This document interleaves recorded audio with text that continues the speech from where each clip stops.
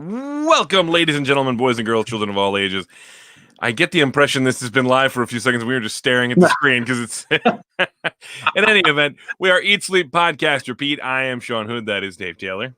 How's it going, everybody? How you doing tonight? And we are the first and only wrestling podcast from FM 99 and 106.9 The Fox. And speaking of which, we are deep dive into all things wrestling. If you're a fan, this is the place for you.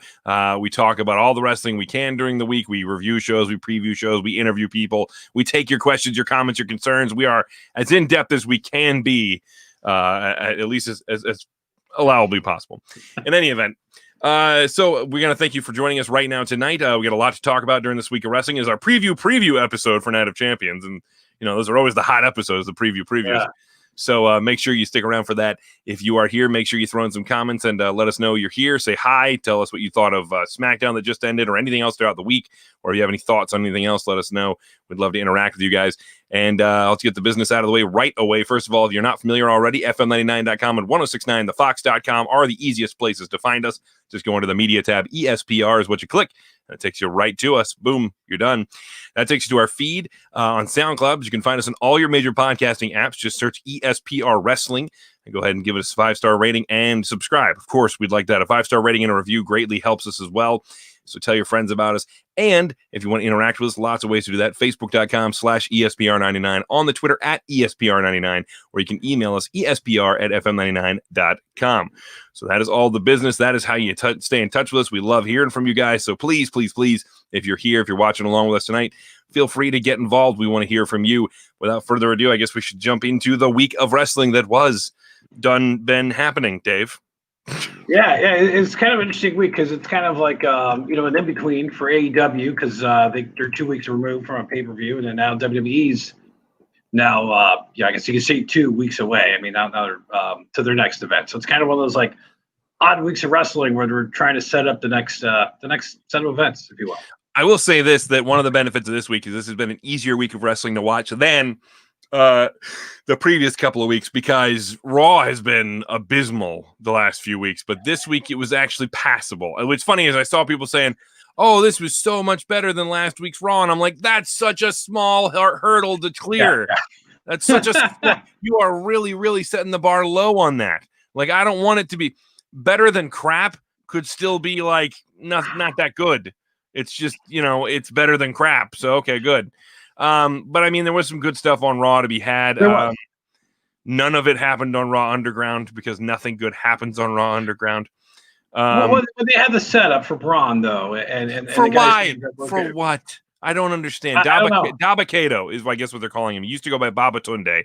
I think that's how you said it. But so, I honest to God forgot he was going by Dabba-Kato until like a minute and a half before we started the show. We had to look it up to make sure. Who is this guy? I was like, wait, is that a different guy? And nope, it's the same guy you've been talking about, Sean. You've just been saying the wrong name. In any event, or his old name. It was still right. It was just not right in the context of WWE main roster stuff. Yeah. So yeah, they're gonna fight each other. Why? But I don't know. Why? Like, I mean, none of these fights have done anything for anybody so far, really. I mean, you've had a couple of moments where somebody's looked kind of tough, but then it doesn't really usually last long, and it doesn't transition into anything, so it's meaningless. So what's going to happen here? Braun's going to show up. He's either going to odds are what's going to happen is these two guys are going to do some big power moves on each other. It's going to kind of be a lot of rolling around, and they'll slam into each other a few times, and then somehow they'll end up beating up everybody else in the place. Yes, because it's going to get out of hand. Or the whole platform collapses. There's going to be a big slam. And which I don't need to see a ring collapse again, by the way, for another 10 years. I think 10 years is reasonable. Put that one in the vault and just hold on to it for a while, because at this point it's worn out. It's lost its spectacle for me. Yeah, not a big fan of anything that's happening on Raw Underground. Still not a big fan of anything happening with Retribution. They keep trying to give them, I guess, a little more. Like, the problem is this. All the weeks leading up to now that we've been getting nothing with Retribution except for kind of copycat stuff they did from the week before, carbon copies of what they did the week before. They should have been giving us these little snippets the whole time. Little promos about why they're angry and what's going on. I mean, you're still not getting much, but this is the thing. These should have been given to us the whole time. Not now, once we're kind of all over it.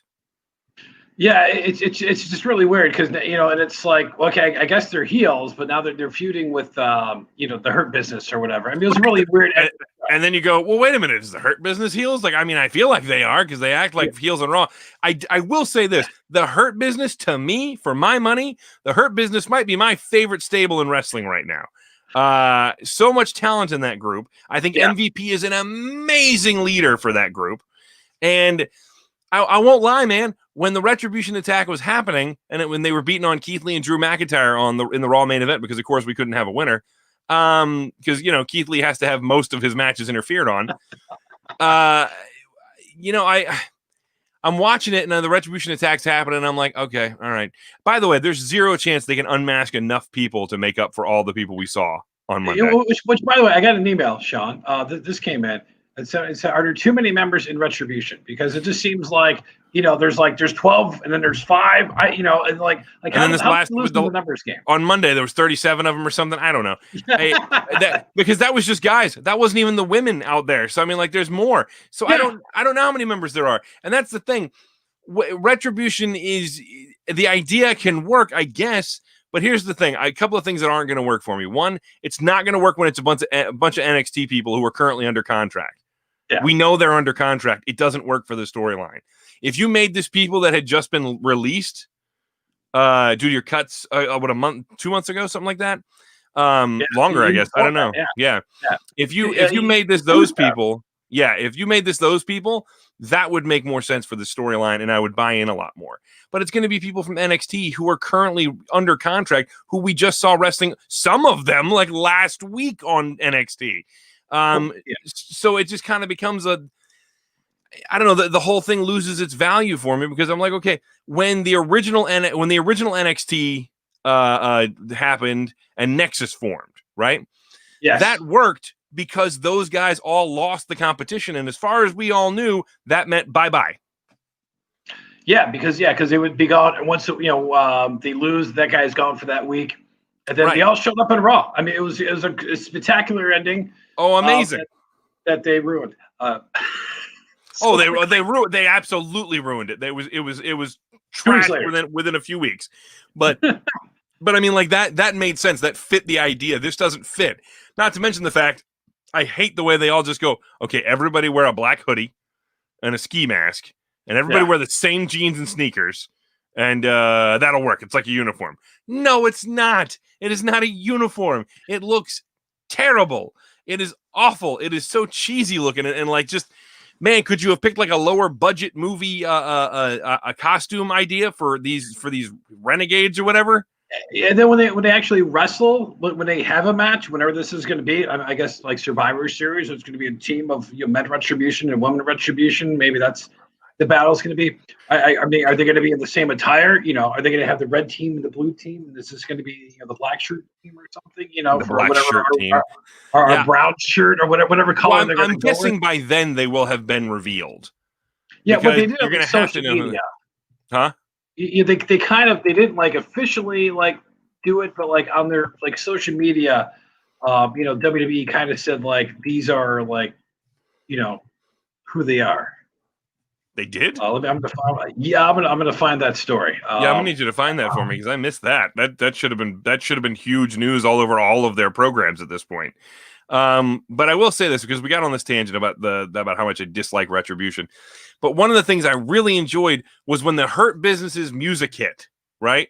And they came out, the 4 of them and the 37 Retribution members that are already out there, and they took off their jackets and they got ready and everything, and they made their way down to the ring. I was like, I legitimately for a second got hyped like you used to for these old like stable fights and whatnot. And I'm thinking to myself, the Hurt Business legitimately came across like badasses to me. Like, I was like, this is probably the most badass a group has looked since the Shield when they were at their pinnacle. You know what I mean? Before they split them up and then put them back together.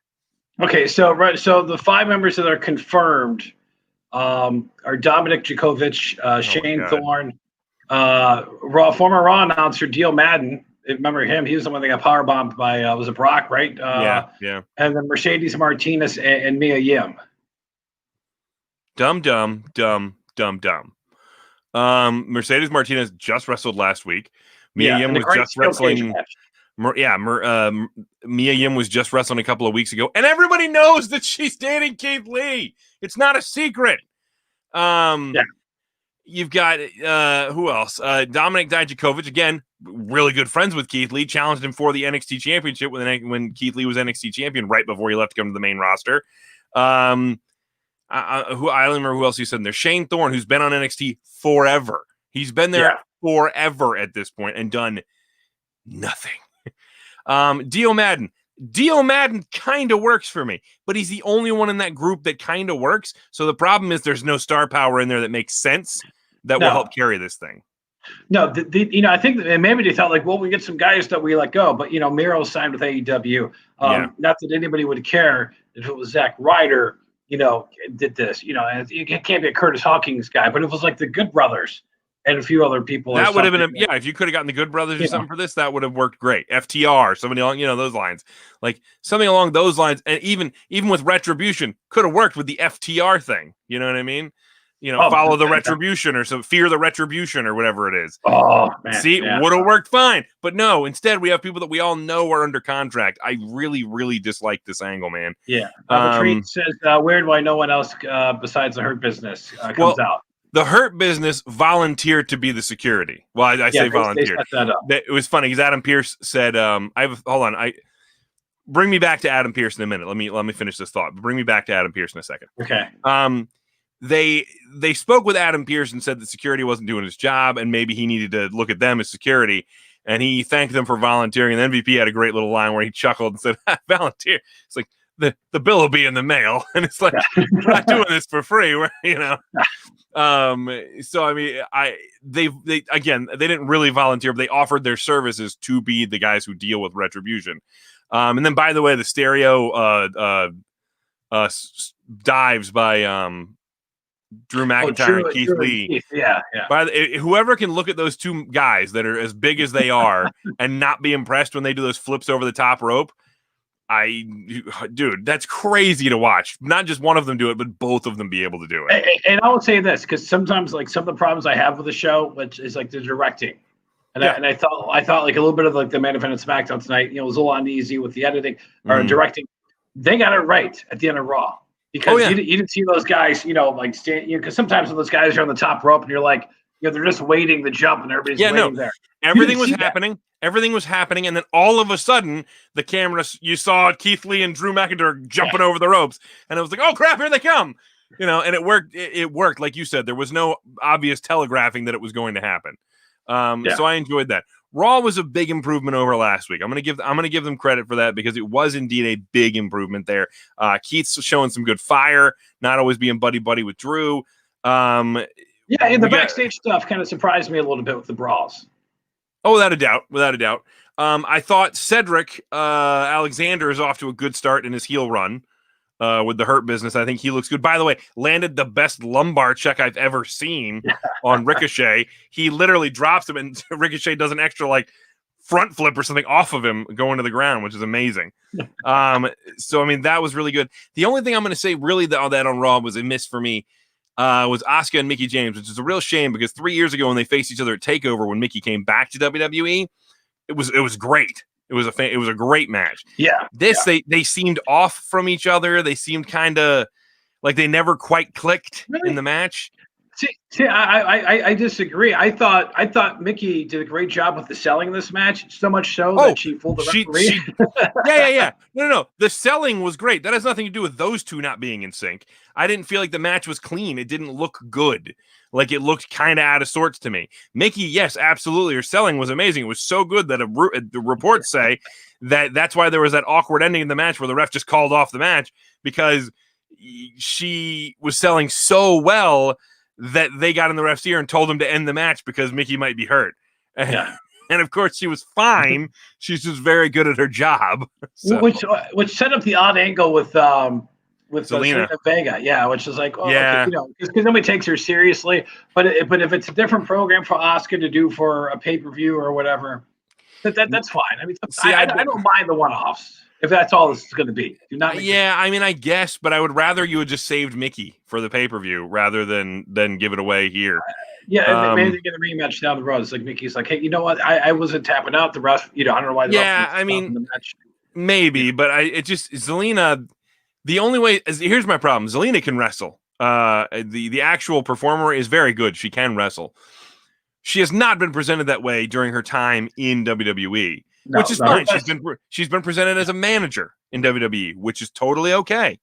But so like her best wrestling was in the Page movie. Yes. So what really doesn't work for me here is like she's gonna all of a sudden, first of all, jump to the front of the line for a title shot. You haven't really done anything like at all to earn a title shot. And then furthermore, if she has a match with Asuka better beat her in like 15 seconds. Yeah. Like there's really no good reason for them to have a competitive match at this point. No, unless she's got somebody that causes distraction or whatever else, or she's gonna have to jump her. But it can't go more than 5 minutes. Asuka really needs to steamroll right over her because Asuka's supposed to be a buzzsaw, which is what they used to compare her to, and she needs to go right through people like Zelina Vega who do not have the in-ring credibility from a storyline standpoint. Again, I understand she's talented. From a storyline standpoint, she does not have the in-ring credibility to keep up with Asuka. Yeah. But Trina's surprised when we say Zelina can wrestle. Yes, she absolutely can. No, she absolutely can. I mean, she's not like on the Charlotte level or a Becky or Sasha or Bayley level. But I mean, she's very good. But very respectable. She's above Lana. Oh, she's absolutely above Lana. Dude, you'd have to try really hard to not be above Lana. I'm trying to remember who she used to be. Because I think she was in TNA before she was in WWE a while back. Rosita. She was Rosita in TNA. Yes. And she was very good. So she's been doing this for a long time. And she's married to Aleister Black, so you can't ask for a much better like training partner or something like that, because that guy's fantastic. Yeah, which I always thought was weird. And she was there like years ago, from TNA, and then she's kind of, did the independence thing for a while. But it's weird because they have a match against each other, but they don't. I mean, it's tough for them to not mention, hey, this couple's married. It's always weird when they kind of cross that line and say, hey, Trinity Fatu is married to Jimmy Uso or whatever, or Naomi. Right. She started training at the age of 17. She debuted in 2010, literally like right at the start of the year. Wow. She was signed to TNA Wrestling in 2011. She was there for about 2 or 3 years. Then she went on the independent circuit and she wrestled consistently from 2011 to 2017. And then she showed up in NXT with Andrade.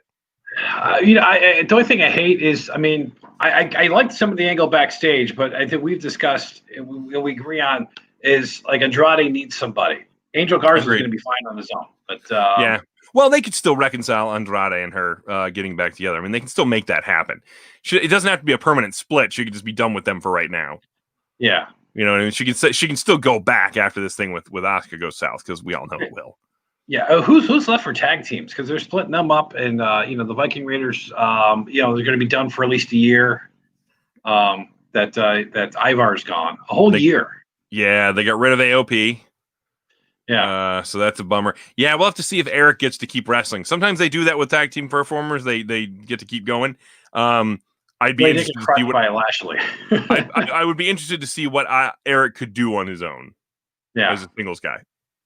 And then they teased tonight, the jump to SmackDown was, when Otis got the papers and he's like, we're in trouble. And then Tucker's like, no, you're in trouble because, he's being served for not representing the Money in the Bank in the right way by Miz and Morrison. It's just stupid. It's incredibly dumb. It's so stupid. I will say, though, when we found out that Miz masterminded the trade for Mandy to Raw, I laughed a little bit when he assaulted Miz and then like stripped him off as like his clothes and whatnot as he went crawling out of the ring. That was a little funny to watch. I chuckled a little bit there. Miz is a great weasel. You see what you want. You want to see him get what he deserves. So it was fun. Now I wanted to talk about Adam Pearce real quick. Adam Pearce, for those of you who don't know, still is, I'm sure to this day, a phenomenal wrestler. Phenomenal. He was NWA heavyweight champion for a long time.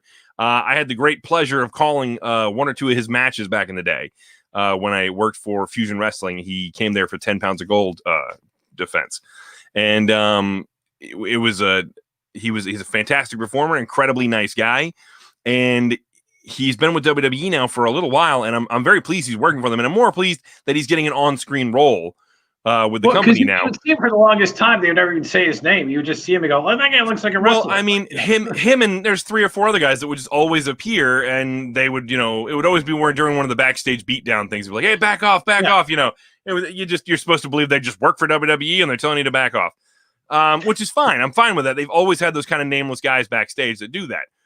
I'm glad that Pierce is getting named. They're using his name, and he's being used on camera more as an authority figure.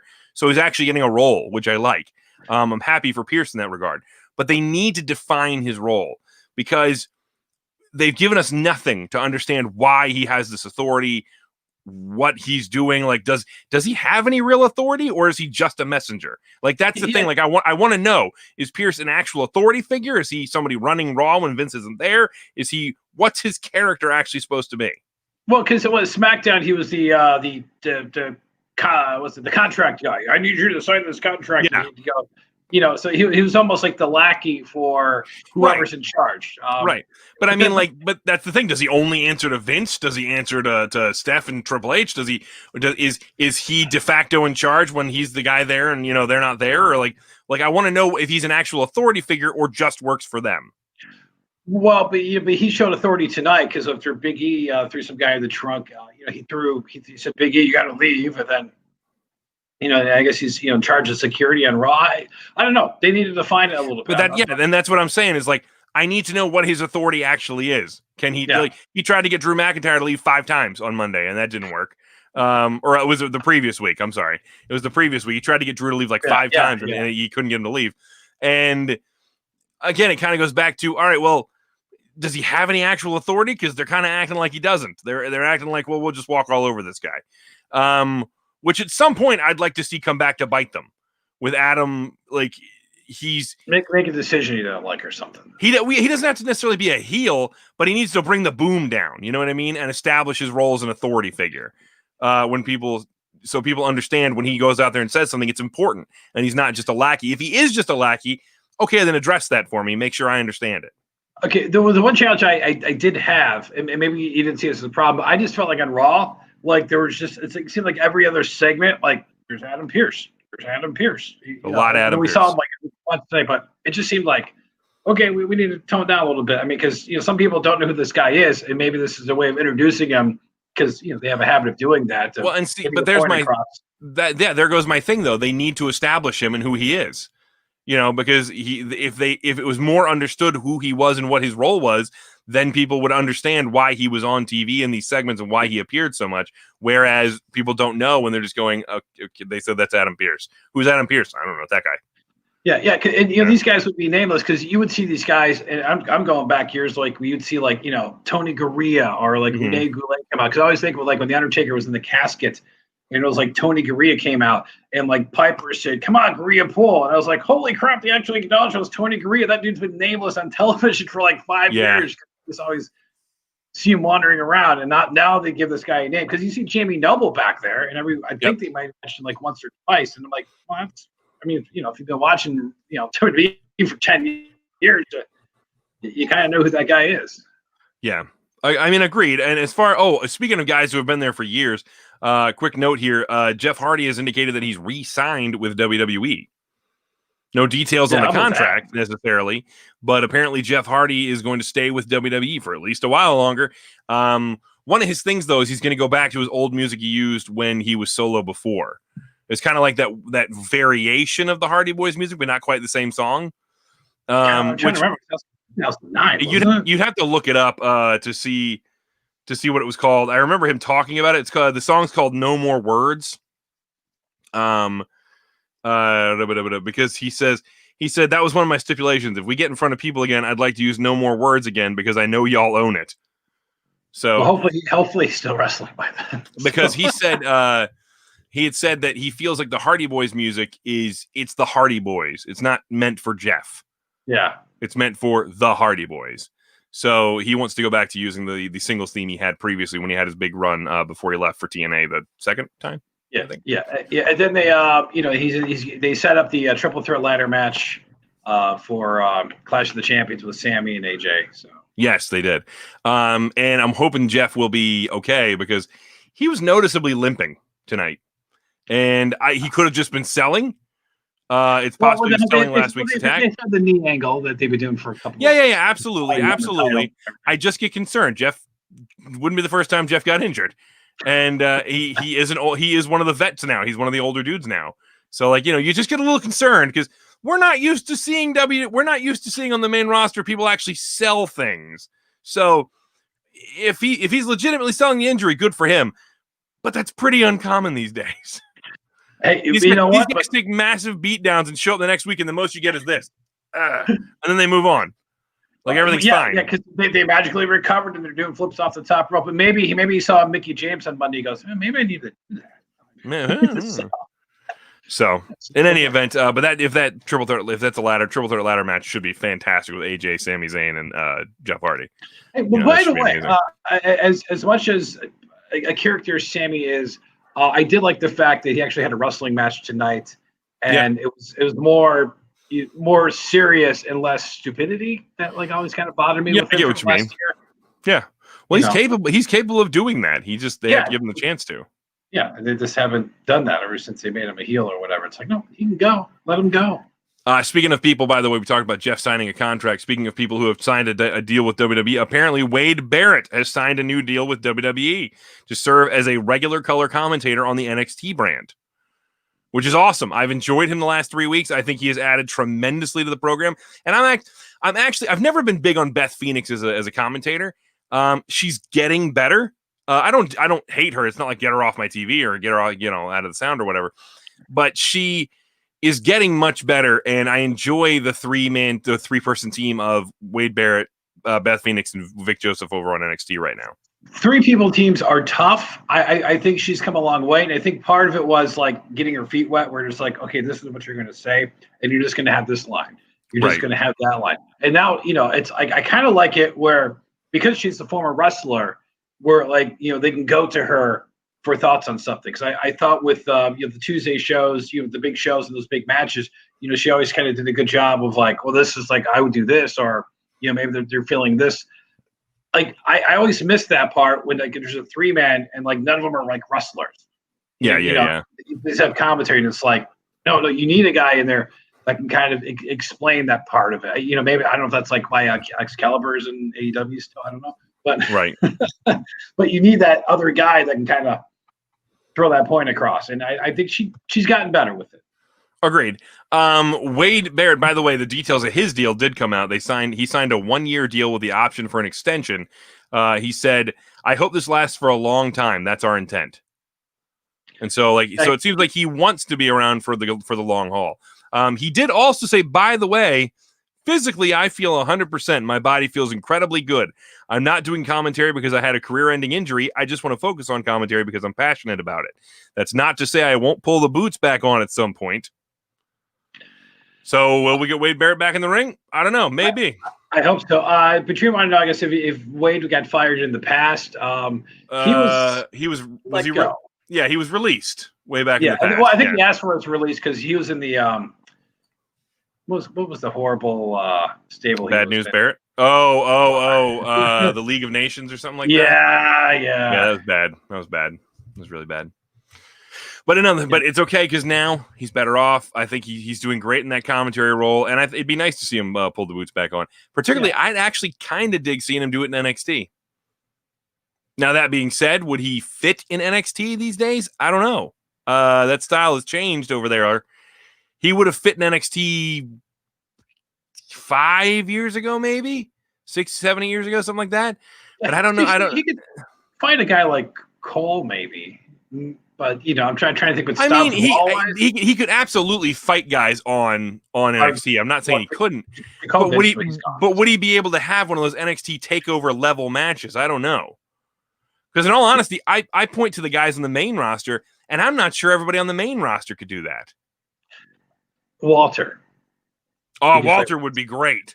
Walter would be amazing. Which, by the way, NXT UK is back, and it looks like the UK Championship feud is going to be Walter and Ilya Dragunov.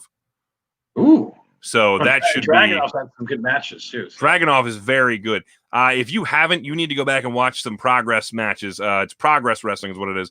With Ilya Dragunov, that guy has some incredible matches. Some of his 2019 stuff with I think his name was Kair Noir or something like that. And he's had a few other. I think he had another one, Jordan Devlin, who's also in NXT UK, that were fantastic. You should go out of your way to watch them if you haven't. So just as a little refresher, if you're not familiar with, Walter wrestled in Progress too. So if you need the refreshers on both of those guys, you can find stuff that's not NXT UK from both those guys in Progress. Yeah. I'm putting my money on Walter versus Wade Barrett down the road. I'm just happy to see Wade back, and I just hope he doesn't find a way to get hurt, because that always seemed to happen anytime you had momentum. Anytime you had momentum, even the bad news thing. Actually, that was a terrible gimmick, but he made it work. Oh, I love that gimmick. Oh, but it was a stupid gimmick. It was really dumb, but he made it work. He made that whole thing work for him because he was that good. Yeah, it got him over, and then the guy, like, the gimmick got over. I thought it worked, and then he got hurt. Yeah. Yep. So it is what it is. Yeah. We had while we mentioned WWE signing there, I might as well throw this out there too, just to play both sides of the fence. AEW has signed independent wrestler Will Hobbs to a contract now. He'll be wrestling for them. He was in the Casino Battle Royal. He was featured really good in that. And I think he's done some dark matches for them in the past. I think he went by Willie Hobbs on the independents. Big athletic dude, really tough. Some good stuff you can find of him online if you just type Willie Hobbs wrestler. Type Willie Hobbs wrestler, because there's other Willie Hobbs out there. Willie Hobbs wrestler into your Google machine and look up some videos. You should be able to find some good stuff. I think he's a good fit. Choose with Will Hobbs, the author, by the way. No. I think he should be a good fit for them. He's in a weird spot right now, being he's like with Moxley and Darby Allin against Lance Archer and I think Ricky Starks and Brian Cage. Couldn't remember his name. So they're gonna have a 6-man match, which, I mean, if it's what I think it is, it's probably going to be no DQ or hardcore or something like that. It'll probably be insane. Okay, I got an email about that segment. Okay. So this one came from Dan in Southfield, Michigan. He says, "What do you think of John Moxley's sell job on Wednesday's Dynamite?" Because I think he got thrown into the the road case. Yeah. And then, like 30 seconds later, like he's cutting a promo, like everything was like to me, like he was fine. He got beat up pretty good. I have mixed feelings on it because, yeah, I'd like him to see him sell it a bit more. I like the attack. I thought the setup was great. Yeah. The attack was good. Crowd. Outstanding. I'd like to see him look a little more anguished, at least while he's giving the promo. But it's not COVID. I just had a dry throat. We had every day on the morning show, dude. Somebody coughs. It's the first thing anybody yells. It's not. Because everybody panics. Everybody looks around the room like, oh no. But in any event, the attack was good. I would have liked to see him sell it a little bit more, but then you have to stop and think about it, right? You have to stop and think, it's John Moxley. John Moxley has kind of made his name on these ridiculously violent, over-the-top brawls and fights and whatnot. So he probably would bounce back relatively quickly from the beating we saw in that segment. Not that he wouldn't be hurting, but he'd probably be fine at that point. I mean, I think the problem is this is where we go. You set the bar to a certain point to where these beatdowns don't really mean that much on a guy like John Moxley, because it's like, well, I saw him get hit with a barbed wire wrap chair, last week. Why did throwing him against the wall put him on the ground? At least they didn't bring out the fire extinguisher this week. Yeah. I wrapped the fire extinguisher in barbed wire so it would hurt more when I sprayed him. But it was weird because the way the case exploded. Obviously it was set up, but it was just like, okay, that happens. I'm thinking, oh, cool. Like they set up the segment, and I'm thinking like, okay, that segment's done. Yeah. These guys come out. Like this is kind of like I think we talked about last week where on Raw where Cedric Alexander joins the Hurt Business, and then 20 minutes later they have the MVP lounge, and then they have a 6-man after that. And I'm thinking like, Okay, they're going to go another week with this. They're going to have the attack. Show him backstage that he's ticked or whatever else. So he's looking for these guys, and he says, I got my team right here. How about we do this match? I think is the match next week, or when is this match? The Big Six match. Is it next week? I don't remember off the top of my. I think it might be next week. Yeah.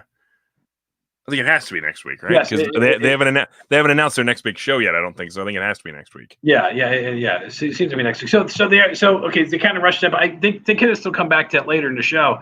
Mhm. That he's like ticked off, and he's like, you know what, whatever. This didn't stop me. You don't have to do fantasy booking, but I just felt like, wow, like he just got thrown through this, and now you're no selling that. Yeah. Maybe it's the Jim Cornette and me complaining about the no selling. Oh, I mean, I get it. And I'm one of those guys, too, who gets angry about people no selling stuff because at a certain point, I'm like, guys, you have to make this stuff seem like it matters or else it doesn't matter. So, like, I get it to a degree. But I also get sometimes, like, now Jim Cornette will be the guy who screams at you because the dude slammed you and you hit him you turn around and hit him with a clothesline and, now you're both down. It's like, why didn't you sell the movie did to you? Blah, blah, blah, blah, blah. Whereas I've heard guys argue about it and they're like, oh, if you don't think that, like, the adrenaline can carry you through something and exert that last bit of energy before you finally collapse, blah, blah. So I don't know. I think there's more than one side to how to do these things sometimes. But I agree with you that I think sometimes it goes a little too far to the point where we devalue what we just showed you. I will say, though, but AEW had a strong show. Everybody pretty much had a strong show this week. As a matter of fact, for the first time in a long time, SmackDown might have been my least favorite show. And I only say that by like a hair. Like, because I was pleased with most of what I saw on Raw. Most, not all. Again, Raw Underground still sucks. But it was still a mostly enjoyable 3-hour Raw. I was pretty into most of what I was watching. SmackDown was okay. It wasn't bad. It was okay, but it wasn't as strong as it's been recently. So I think maybe that's where it is. Raw's on the curve, you know what I mean? Grading on the curve there. Yeah. So SmackDown kind of hurts in the sense that they've been better, and now this was, it was all right. But AEW and NXT, of course, strong shows as always. AEW, particularly, they had the Best Friends versus Santana and Ortiz in that parking lot brawl fight thing, which the Best Friends put aside the cutesy Best Friends thing for a while and had a really, really good fight with Santana and Ortiz. That was fun to watch. FTR versus Jungle Boy and Luchasaurus. That has been FTR's best match in AEW to date. So one you should go out of your way to see if you haven't already. And Thunder Rosa versus Ivelisse for the NWA Women's Championship. I love that the NWA Women's Championship was being defended. Shida now is eyeballing the NWA Women's Championship, so it's looking like we're going to go back to Shida and Thunder Rosa, which I love. And it looks like this time maybe it'll be for the NWA Women's Championship.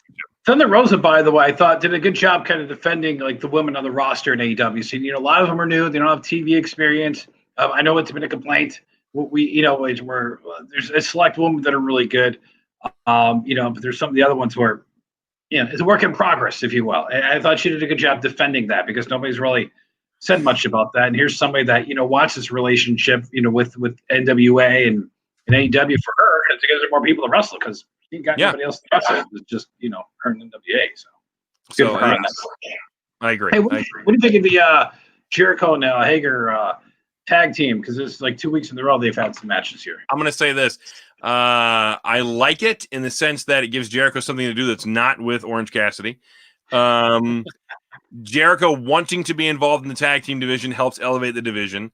Hager is much better as a part of a team with Jericho than he is by himself. So I'm way more into that than previously. Yeah, because he seemed to because Omega and Paige, because Paige had the match, which was more because it was like Kenny had commentary, like kind of talking like, oh, I don't need to do whatever, and I mean, are they done as a team? I'm trying to figure out. I think they're pretty. If they haven't officially split as a team already, it's coming. The Elite is pretty much done. I mean, we saw that the Bucks were acting like a-holes now. It's just the Elite now are pretty much all going to end up looking like jerks. It looks like everybody except for maybe Paige and Cody. So, well, Paige will be the one I think that can work as a. Well, I don't. They tried him as a baby face already. But I think maybe he gets more of the sympathetic side because the Kenny thing is just not working out. Which is just really odd for me to say. I want Kenny to go back to being the cleaner from New Japan who was a heel and who was all about Kenny and putting on a match and stealing the show and being the winner by all means necessary, yada, yada, yada. I want that guy back. So get him away from the Elite. Get him away from Adam Page in the tag team division. Let him get back to being the cleaner. Let him go back to putting on his, well, I guess they'd be 5-star matches since they're not in the Tokyo Dome, Dave. Yeah. And I don't mean Taylor. And it's a shame we haven't seen that Kenny Omega yet. It's been 2 years. 2 years, Sean. I know. All the stuff I was told about him, his Jericho match and everything that was prior to that, and I'm waiting. Yeah, and that's the problem. They haven't done anything with him in AEW that really anybody. I mean, his match with Moxley was a good hardcore match. It was very, very good. But that's not what you expected to see from Kenny Omega. That's not what you have been led to think. Okay, well, that's not what you get with Kenny Omega. You're supposed to get these great wrestling matches. So, do we lose you, Dave? No. I feel like the signal's breaking up here a bit. Because you've been frozen and you're in and out. Oh, okay. He's cut off for a second too. So I think we're back. All right. We are not back. This is can you still hear me? Yes. Okay, I'm gonna keep going here just because I want to make sure we can. No, not so much. It's rough over there. Can you hear me? I can hear you. Okay.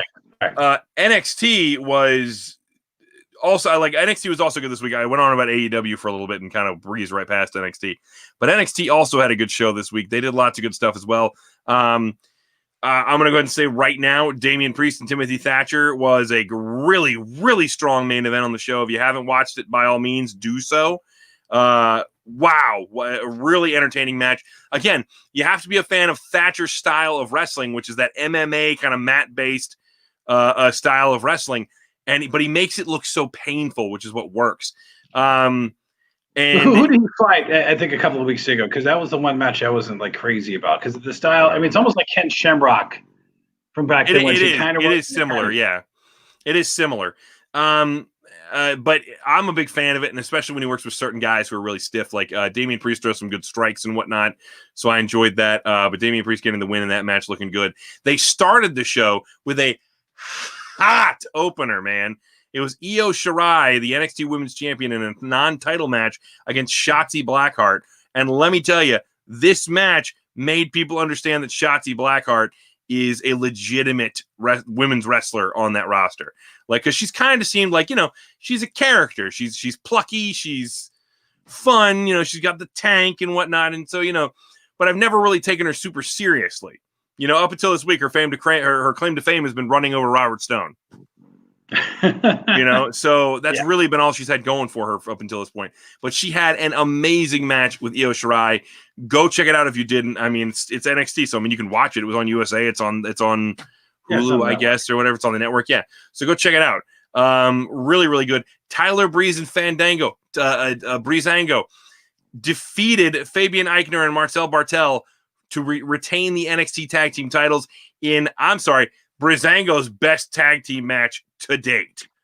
They've come a long way, and it's always, and like speaking of like frustrating of like styles when guys go to WWE, like if that's the style you're only familiar with, seeing them on SmackDown as the Fashion Police or whatever else, completely different in NXT. It is night and day, and it's a real shame that they never really got that chance in WWE. And here's a team that will probably at some point get called up if they need teams.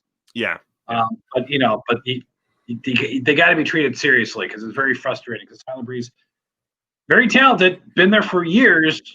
And I wish on the NXT roster that even now, I wish they would get a little bit away from the male stripper routine kind of they have going on there. I would prefer they can still be Breezango, but they can still have fun. But I'd like them to have a little more edge to the characters. I'd like to be, a little more serious. We've been doing this a while where we're more veterans at this point than we are.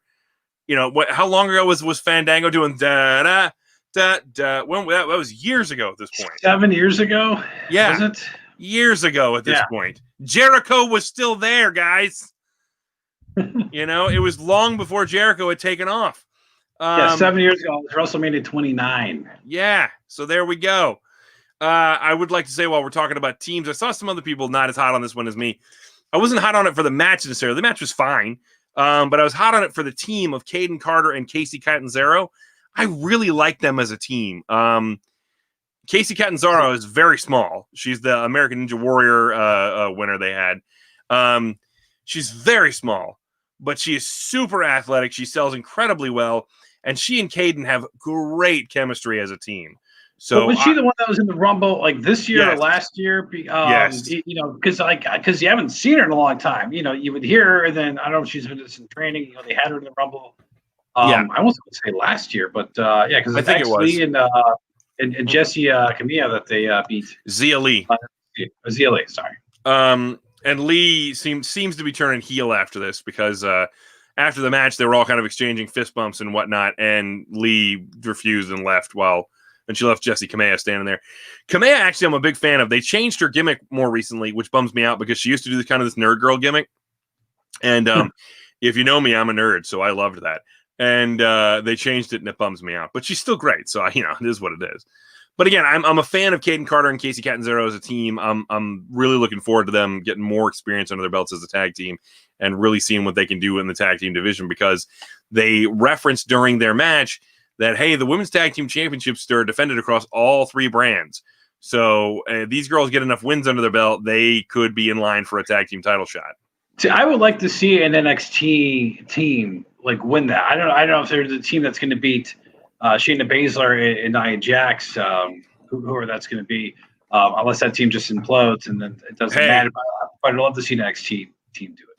If EO ever actually drops the women's title, EO and just about anybody could team up to beat Shayna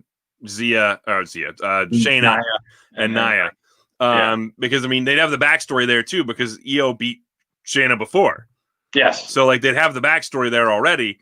Why not make the team EO and Rhea? And let them challenge them, and then you have a way to have people like EO and Rhea be portrayed on all three brands to familiarize everybody with them before they get called up. Yeah. I think that's a great way to use it. That's a good idea you just had with them, an NXT team winning it. So it'd be great. It's a great way to give them, whoever it is on NXT, some eyes before they get called up to the main roster. Yeah, and then you can take them seriously, because that fear always is when they come up, because with Rhea, and it's like, okay, they got these nice promos, you do these segments. Yeah, and then she listens to Charlotte, and you're like, WTF? And then Keith Lee comes up, and he fights two guys every week. Yep, same two guys. Which, by the way, he's fighting Drew McIntyre on Monday. So of course he is. Yeah, the Randy Orton angle. It's really weird, because it's like trying to make Orton sympathetic here, which is just, it seems odd for. I don't know if I'd say they're making Orton sympathetic, because it's really just tit for tat at this point. Orton attacked him, McIntyre attacked him back. It's really tit for tat. At this point, I expect Orton to show back up at some point randomly when we don't expect him. And probably the match on Monday. Probably wouldn't shock me at all if it was the match on Monday with just a vicious attack on Drew McIntyre. So we'll see what happens. But in any event, I think unless there's something else, Dave, I think that was I have one more email, and it was so what do you guys think? Your thoughts on being Jon Moxley being number one in the PTI ratings? That's from Nathan in Yorktown. PWI ratings. I think there's a very strong case to be made for Jon Moxley being number one in the PWI top five, the 500 PWI 500 list. He has had a hell of a year, kind of reinventing himself from Dean Ambrose into Jon Moxley and becoming the head of AEW, which really got some momentum behind it. So I think it's easy to point to him and say, yeah, that guy. Yeah. Because the Pro Wrestling Illustrated number one list, it doesn't mean you're the best, like you're the best wrestler. It doesn't mean you're the best wrestler, because that's guys like AJ Styles or Adam Rose. It's just, it is literally just saying who has had the best year. Yeah. Not who won the most matches, not who did, who has had the best year. Yeah. And I'm looking at that because Adam Rose or Adam Cole. Wow, those are two very different people, Dave. Sorry, Adam Cole, baby. I mean, since the beginning of the year, I know he still had the reign, Yeah. but it wasn't like it was doing last year. It's just completely different. And like, I mean, I think you could have made a case for Cole, but I think the case is stronger for Moxley. Moxley has had a hell of a year. I don't know that there's anybody else you can point to that consistently had the kind of year Moxley did. Yeah, have you gone through the whole list of that? I mean, I have. I mean, this year they included women with the men. Because last year they had a separate one. It was the PWI 50 or 100 or something like that, or they increased for the women. Yeah, because Becky was on top. They've had it for a couple of years. I'm surprised they combined it, unless it's like, well, we're not going to separate it. They're just going to keep them together, which is kind of odd. Agreed. Just from the standpoint, because they're well, I think the problem was that once you got to a certain point in all this, where you had people like Tessa Blanchard winning the TNA Heavyweight Championship, the Impact World Championship, I think it got to a point where I was like, well, can we separate them anymore? Or do they all kind of go together now, So I think there's something there that I'm trying to see if I had the list on my phone. I can't seem to find it. I thought I did. Apparently I was wrong. They were doing that because they were doing that 500 for years. Because that would be the issue that I would always buy. And you go through it, it's like, oh, I can't believe this guy is 383. But it was a chance to, because they give you a blurb where like you would hear, see these independent guys or guys that like, okay, back in my era, the show my age, that were, in the early days of ECW or ICW or the Pacific Northwest back when that existed. These other organizations that eventually, when you hear about, Scotty Too Hottie, who eventually became, Scotty Flamingo and Raven and all these guys. So you just, hear about like, oh, this guy has, this talent or whatever else. And then there'd be like the occasional jobbers at like, 450, Brooklyn Brawler or Barry Horowitz. Agreed. I'm trying to find like Tessa Blanchard came in at 83, right? And I think she would have ranked a little higher than that had she not had some of the issues she has had over the last several months at this point. But I'm looking through here, and it's possible I'm missing something. But unless I'm missing somebody on here, she would be the highest rated woman I see on this list. Which, as I'm looking through here, and again, I could be missing somebody. I'm reading through a lot of names at one time here. So no Charlotte, no Bayley. I don't see Charlotte. I don't see Charlotte on here. I don't see. I mean, Becky to some extent, but I don't know what their time frame covers because she's been gone for 5 months now. Oh wow, has it been that long? But it's like just for instance here again, I'm not seeing any of these names. I'm not seeing Charlotte. I'm not seeing Becky. I'm not seeing anybody really that I'd expect to see. And I mean, it's weird because you look at some of the names on this list and you're like, really? They rank above, like Andrade. Andrade ranks above Charlotte's here? Really? Like, I don't know that makes sense to me. Yeah. I feel like Charlotte would be a perennial top 10 kind of candidate every year. Okay, so 78 was Kylie Ray.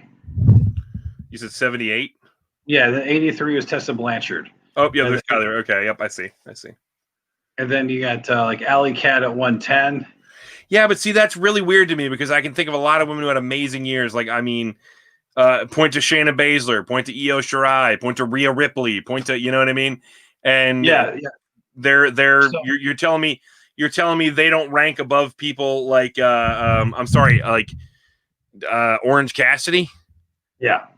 Like, I mean, don't get me wrong, guys had a good year, but I mean, better than Io or Rhea. I mean, the grading period wouldn't include this most recent run with him and Jericho, I don't think.